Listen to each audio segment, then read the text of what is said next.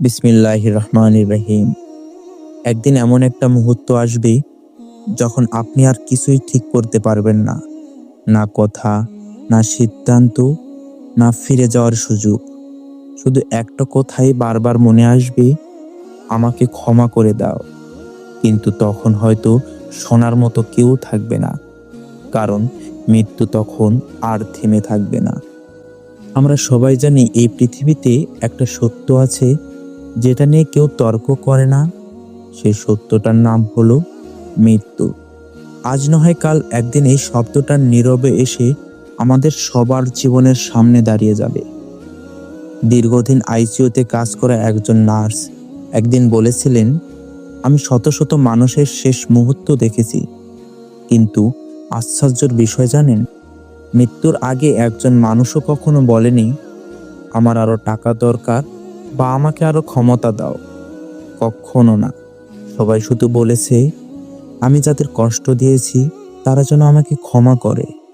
ভাবুন একবার, যে মানুষটা সারা জীবন অহংকার করে বেঁচেছে, শেষ মুহূর্তে তার সবচেয়ে বড় চাওয়াটা কি?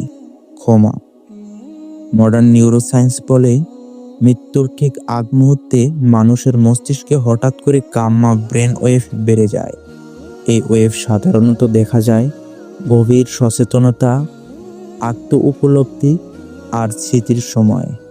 তাই অনেক মানুষ মৃত্যুর আগে বলে, পুরো জীবনটা চোখের সামনে ভেসে উঠছে, সময় ধীরে চলছে, এক অদ্ভুত শান্তি লাগছে।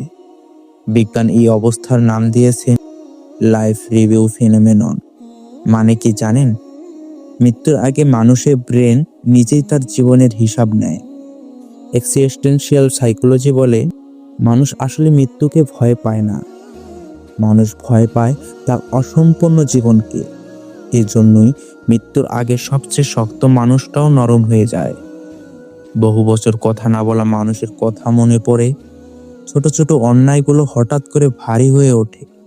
এই সময়টাকে বলা হয় ইগো ডিসলিউশন, মানে ভেঙে পড়া।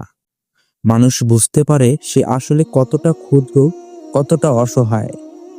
পবিত্র কুরআনে আল্লাহ পাক বলেন, প্রত্যেক প্রাণীকেই মৃত্যুর স্বাদ গ্রহণ করতে হবে। সূরা আলে ইমরান আয়াত 185-তে বর্ণিত। ইসলামে মৃত্যু মানে শেষ নয়, মৃত্যু মানে হিসাবের শুরু। কুরআনে আল্লাহ পাক আরো বলেছেন, মৃত্যুর যন্ত্রণা সত্যি এসে পড়ে, আর এটা সেই সত্যি যেখান থেকে তুমি পালাতে চেয়েছিলে। সূরা কাফ আয়াত 19-এ বর্ণিত, যে সত্য থেকে আমরা সারা জীবন পালাই, সেই সত্যটাই একদিন আমাদের সামনে দাঁড়াবে। ইসলাম ছাড়াও অনেক ধর্মই মানুষকে স্মরণ করিয়ে দেয়, মানুষ একবার মৃত্যুবরণ করবে, তারপর তাকে তার কাজের জবাব দিতে হবে। ইহুদি ধর্ম বলে, এই দুনিয়া একটি করিডোর, পরের দুনিয়া আসল ঘর। আবার হিন্দু ধর্ম বলে, যেমন পুরনো কাপড় ছেড়ে নতুন কাপড় পরা হয়, তেমনি আত্মা দেহ বদলায়। ঠিক বৌদ্ধ বলেছে, সবকিছু ক্ষণস্থায়ী, যা জন্মেছে তা ধ্বংস হবেই। বৌদ্ধ দর্শনে মৃত্যু মানে আসক্তি থেকে মুক্ত হওয়ার দরজা। তাহলে বলুন, কিসের এত অহংকার, কিসের এত রাগ, কিসের এত ঘৃণা আর অশান্তি?